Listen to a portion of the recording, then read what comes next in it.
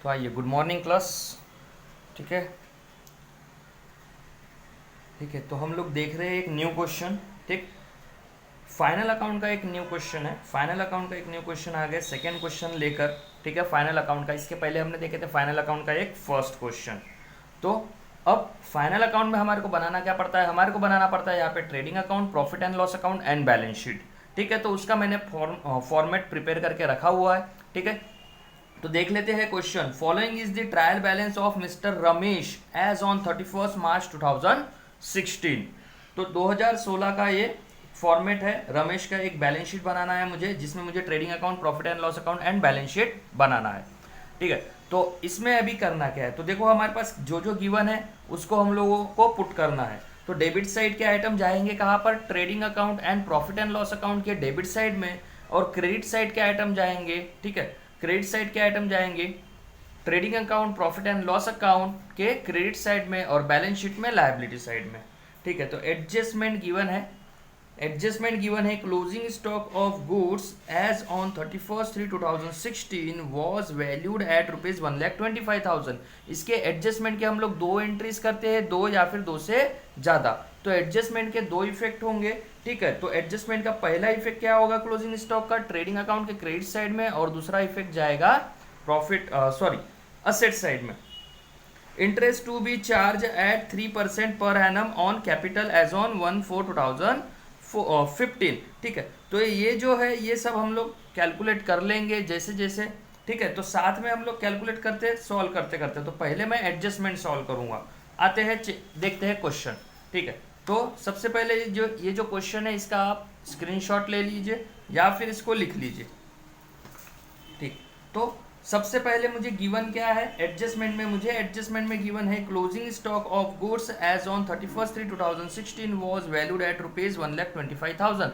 तो इसकी first entry कहाँ होगी? फर्स्ट एंट्री होगी ट्रेडिंग अकाउंट के क्रेडिट साइड में, और सेकेंड एंट्री होगी असेट साइड में। तो आ जाते हैं ट्रेडिंग अकाउंट के क्रेडिट साइड में। तो ये ट्रेडिंग अकाउंट का क्रेडिट साइड है। ट्रेडिंग अकाउंट के क्रेडिट साइड में मैंने फॉर्मेट बनाया, देखो, in the books of mister Ramesh trading account for the year ended 31 March 2016। तो क्लोजिंग स्टॉक लिख लेता हूं मैं, बाय क्लोजिंग स्टॉक कितने रुपए का है? 1,25,000 रुपीज का। ये तो हो गई इसकी फर्स्ट एंट्री। सेकेंड एंट्री देखते हैं। तो सेकेंड एंट्री जाएगी कहां पर? असेट साइड में। तो असेट साइड में आ जाऊंगा मैं, यहां आ गया मैं असेट साइड में। क्लोजिंग स्टॉक मैं यहां लिख लेता हूं नीचे में। क्लोजिंग स्टॉक कितना गिवन था? 1,25,000 रुपीज। देन सेकेंड एडजस्टमेंट क्या है? सेकेंड एडजस्टमेंट है interest is to be charge at 3% per annum on capital as on 1/4/2015। तो कैपिटल पे कितना है? 3%। तो सबसे पहले मैं कैपिटल देखूंगा। तो कैपिटल मुझे मिलेगा क्रेडिट बैलेंस में। कैपिटल गिवन है मेरे पास 2,75,000 का। तो मैं कैपिटल ले लूंगा।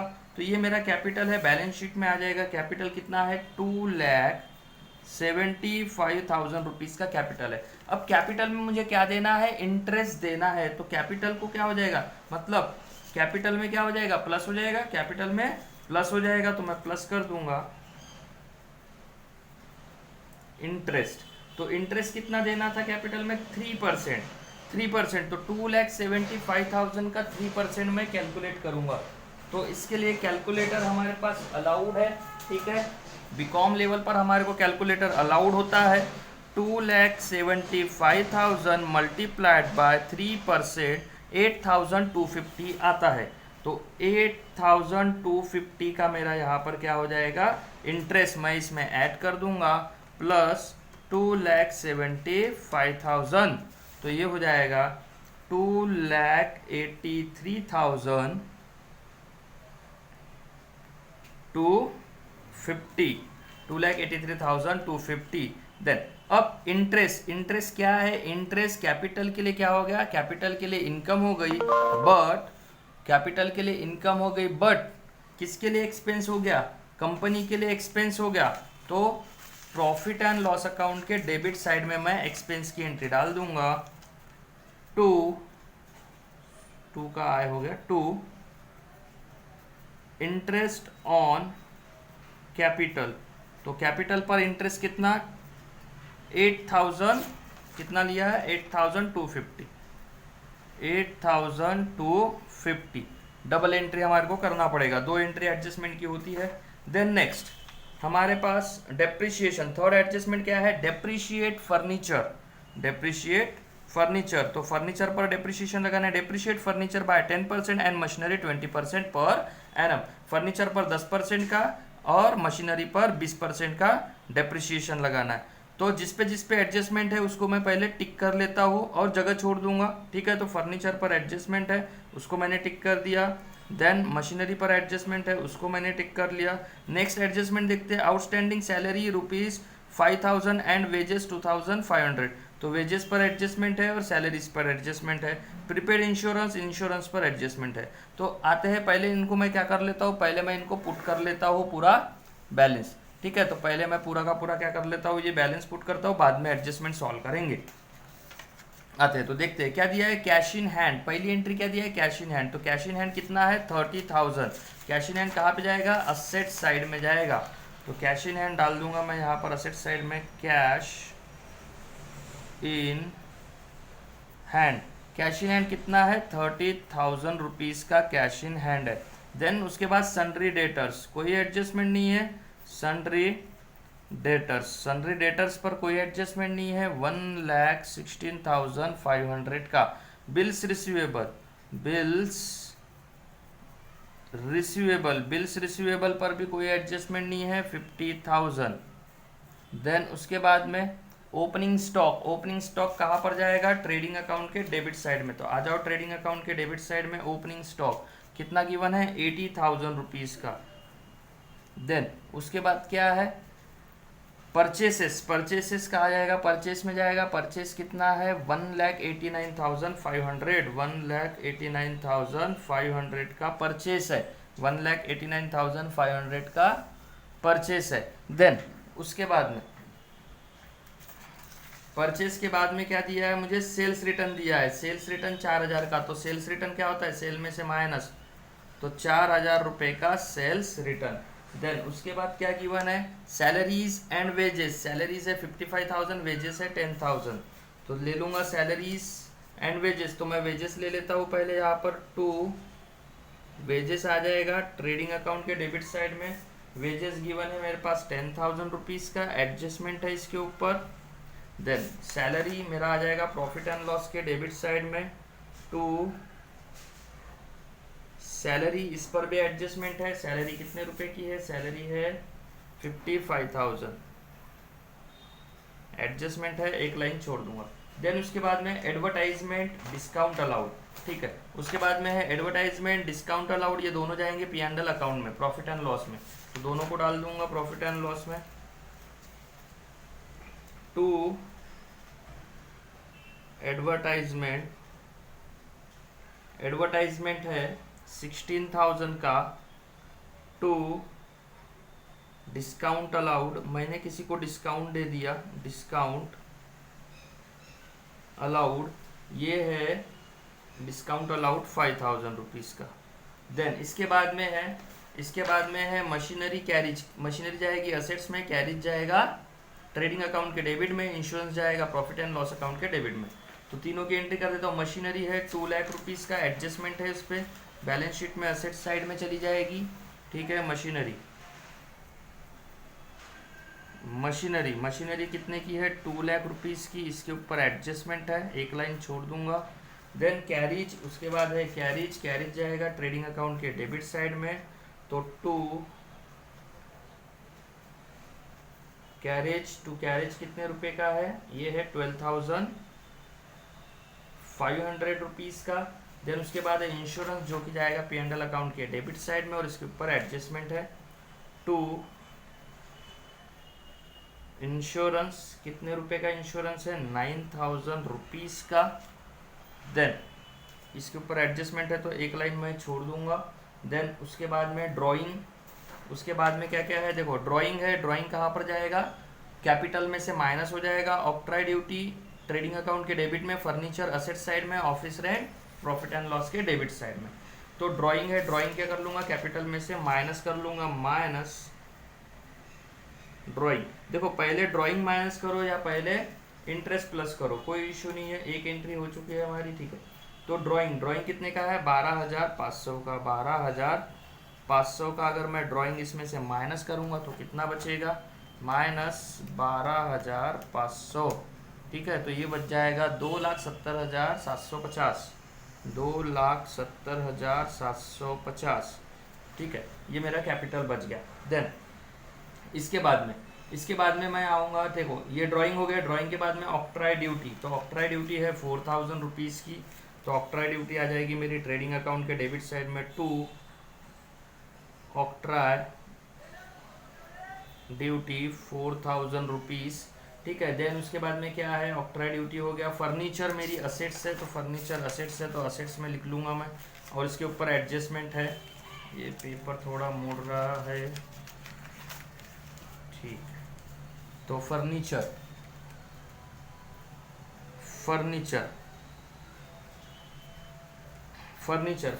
पर एडजस्टमेंट है, फर्नीचर 40,000 रुपीज़।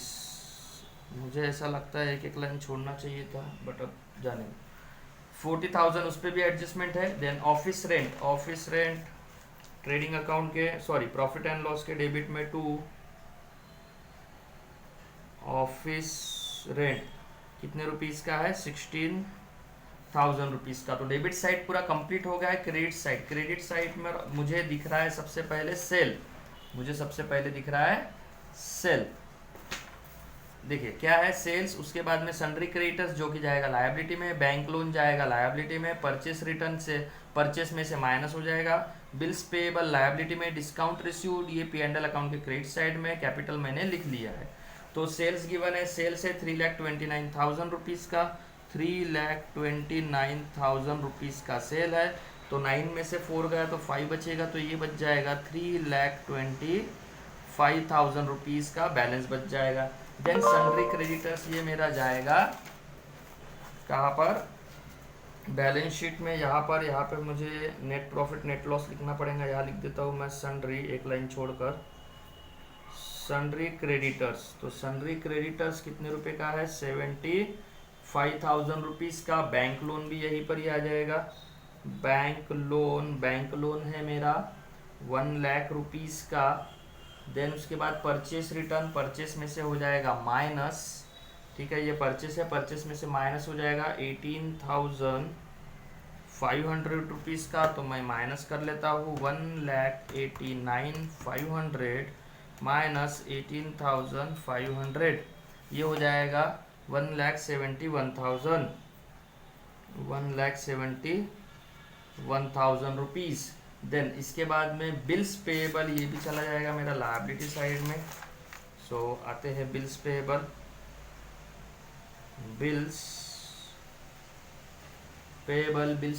कितने रुपए का है, 14,000 रुपीज़ का, सॉरी 40,000 रुपीज़ का। देन डिस्काउंट रिसीव्ड, ये मेरी इनकम है, इनकम जाएगी प्रॉफिट एंड लॉस के क्रेडिट साइड में, bye discount received. Discount allowed मेरा एक्सपेंस था, डिस्काउंट रिसीव्ड मेरी इनकम है 12,500 रुपये। कैपिटल मैंने लिख लिया है। आते हैं अभी एडजस्टमेंट पर। तो क्लोजिंग स्टॉक की एडजस्टमेंट हमने कर लिए है। देन इंटरेस्ट चार्ज की एंट्री हमने कर लिए है, ठीक है, 3% का इंटरेस्ट। डेप्रिसिएशन लगाना है, फर्नीचर पर 10%, मशीनरी पर 20% का लगा देते हैं। तो फर्नीचर पे 10% का और मशीन पर 20%, ये फर्नीचर है। माइनस कर दूंगा इसमें से डेप्रिसिएशन एट द रेट 10%। तो 10% 40,000 का 10% हो जाता है 4,000, बचेगा कितना, 36,000 रुपये, ठीक है। तो ये डेप्रिसिएशन लग गया किसके ऊपर, फर्नीचर पर। और मशीन पर भी लगाने के लिए बोला है, माइनस डेप्रिसिएशन दोनों पे लगा देता हूँ मैं साथ में। मशीन पर 20%, तो 2 लाख का 20%, 2 दूनी 4, 40,000 रुपये का डेप्रिसिएशन इस पे लगेगा, ठीक है। तो 2 लाख में से 40,000 रुपये चला जाएगा तो 1,60,000 रुपये बचेगा, 1,60,000 रुपये बच जाएगा। तो 1,60,000 रुपये का मेरे पास बैलेंस आएगा। तो अभी डेप्रिसिएशन 40,000 और 4,000, टोटल 44,000 का डेप्रिसिएशन लगा था। तो मैं टोटल डेप्रिसिएशन भी लिख सकता हूँ प्रॉफिट एंड लॉस के डेबिट साइड में लिख लूंगा। Second entry to depreciation charge on fixed assets कितना है 44,000। ठीक है, डायरेक्ट भी लिख सकते हैं, अदरवाइज 1 to 1 भी लिख सकते हैं। Depreciation to depreciation on furniture on machinery, ऐसा भी लिख सकते हैं। मैंने डायरेक्ट लिख दिया। देन इसके बाद डेप्रिसिएशन की एंट्री हो गई। आउटस्टैंडिंग सैलरी है 5,000 एंड वेजेस है 2,500। आउटस्टैंडिंग सैलरी आउटस्टैंडिंग वेजेस में क्या है, पेड करना बाकी है, देना बाकी है, तो मैं दे दूंगा। ठीक है, तो मैं दे दूंगा, तो मैं दोनों की एंट्री कर लूंगा। देना बाकी है मेरी लायबिलिटी बन जाएंगी। तो आउटस्टैंडिंग सैलरी है 5,000, तो यहाँ पर मैंने सैलरी के लिए जगह छोड़ा था, तो मैं यहाँ पर क्या कर दूंगा, प्लस कर दूंगा। मैं सैलरी दूंगा तो मेरा सैलरी एक्सपेंस बढ़ जाएगा। आउटस्टैंडिंग सैलरी है 5,000 रुपीज़ की, तो ये कितना हो जाएगा 60,000 रुपीज़ बाहर आ जाएगा। और आउटस्टैंडिंग वेजेस है, आउटस्टैंडिंग वेजेस कितना है आउटस्टैंडिंग वेजेस है 2,500, तो यहाँ पर भी मैं प्लस कर दूंगा, प्लस आउटस्टैंडिंग वेजेस कितना है 2,500, तो ये हो जाएगा 12,500 रुपीज़। अब ये आउटस्टैंडिंग है, देना बाकी है, तो ये मेरी क्या बन जाती है, लायबिलिटी। तो ये चली जाएगी लायबिलिटी साइड में, outstanding salary and outstanding wages के नाम से। आउटस्टैंडिंग सैलरी है मेरी 5,000 एंड आउटस्टैंडिंग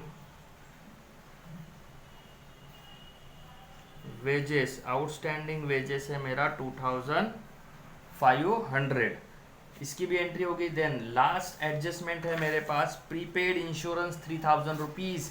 प्रीपेड है मतलब एडवांस में पेड करके रखा है, देखो जगह छोड़ा है मैंने इंश्योरेंस के लिए, तो प्रीपेड है, एडवांस में पेड किया है, तो मैं अभी पेड करूंगा क्या, नहीं, माइनस कर दूंगा, माइनस प्रीपेड इंश्योरेंस लिख सकते हो, लिखना होगा तो प्रीपेड इंश्योरेंस कितना रुपए का है, 3,000 रुपये का, तो ये मैं कर दूंगा यहाँ से माइनस, क्योंकि मैंने पहले से पेड करके रखा हुआ है, तो बचेगा कितना 6,000। देन उसके बाद में प्रीपेड इंश्योरेंस है, अब ये मेरी क्या है, मैंने पहले से पेड कर दिया, तो एडवांस में पेड किया है, तो advance and loan and advances जाता है असेट साइड में, तो असेट साइड में लिख दूंगा मैं प्रीपेड इंश्योरेंस। कितने रुपए का प्रीपेड था, 3,000 रुपये का, 3,000 रुपये का प्रीपेड इंश्योरेंस। तो यहाँ पर मेरा पूरा पूरा का पूरा मेरी एडजस्टमेंट भी हो गई है और मेरे आइटम्स भी पूरे पुटअप करके हो गए हैं। तो मैं अभी क्या करूँगा, इसका टोटल लगा लूँगा। तो मैं टोटल लगाता हूँ, क्रेडिट साइड का टोटल मुझे ज़्यादा दिख रहा है, पहले ट्रेडिंग अकाउंट में क्लोज कर दूंगा, 3,25,000 प्लस 1,25,000, तो टोटल होता है 4,50,000, 4,50,000। अब इसमें से मैं माइनस कर दूंगा क्या, 80,000 प्लस 1,71,000 प्लस 12,500 प्लस 12,500 प्लस 4,000, तो टोटल होती है 2,80,000, माइनस कर लूँगा 4,50,000, तो ये बचता है 1,70,000। तो 1,70,000 डेबिट साइड में डिफरेंस आया, तो ये क्या नाम से दूंगा मैं इसको, टू ग्रॉस प्रॉफिट। ये मेरा आ गया ग्रॉस प्रॉफिट। क्या कर दूंगा, इसको ट्रांसफर कर दूंगा, कहाँ पर, transfer to profit and loss account में, प्रॉफिट एंड लॉस अकाउंट में ट्रांसफर कर दूंगा। आ गया मैं प्रॉफिट एंड लॉस अकाउंट में। कहाँ पे ट्रांसफर होगा, क्रेडिट साइड में। ये ग्रॉस प्रॉफिट है, कहाँ से आया, ट्रांसफर फ्रॉम ट्रेडिंग अकाउंट से आया। कहाँ से आया, ट्रेडिंग अकाउंट से। कितना, 1,70,000। अब इसका मैं टोटल कर लूँगा, तो 1,70,000 प्लस 12,500 ये होता है 1,82,500, 1,82,500।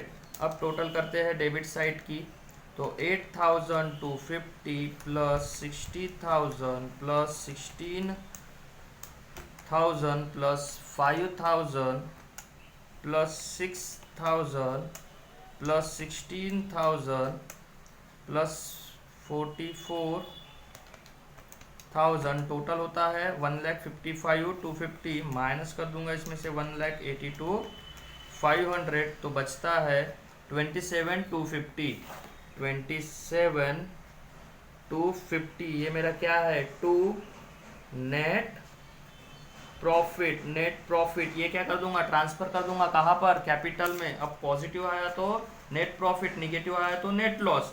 अब पॉजिटिव आया है नेट प्रॉफिट आया तो नेट प्रॉफिट मैं ऐड करूंगा कि माइनस ऐड कर दूंगा प्लस नेट प्रॉफिट कितना है नेट प्रॉफिट 27,250 का नेट प्रॉफिट।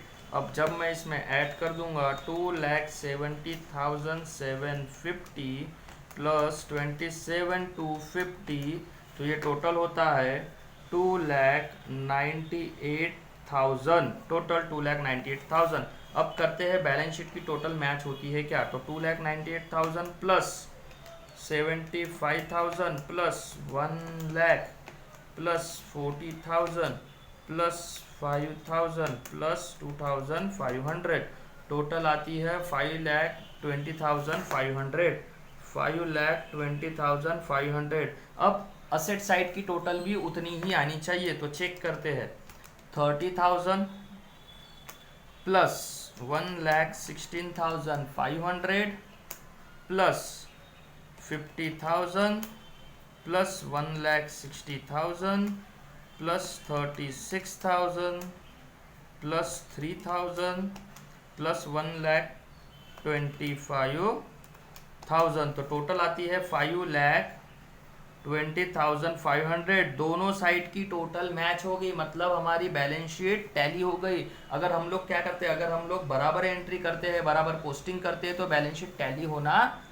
कंपलसरी है मतलब टैली हो ही जाएगी कोई अगर रॉन्ग एंट्री नहीं करते। तो यहीं पर ही हमारा यहीं पर ही हमारा फाइनल अकाउंट का जो सेकंड क्वेश्चन हमने स्टार्ट किए थे वो यहीं पर ही हमारा खत्म होता है। सो आई होप आप लोगों को ये वीडियो समझ में आया होगा। ठीक, नेक्स्ट वीडियो के लिए आप मेरे पेज को लाइक कीजिए, सब्सक्राइब कीजिए और आपके फ्रेंड्स के साथ भी शेयर कीजिए। Thank you class.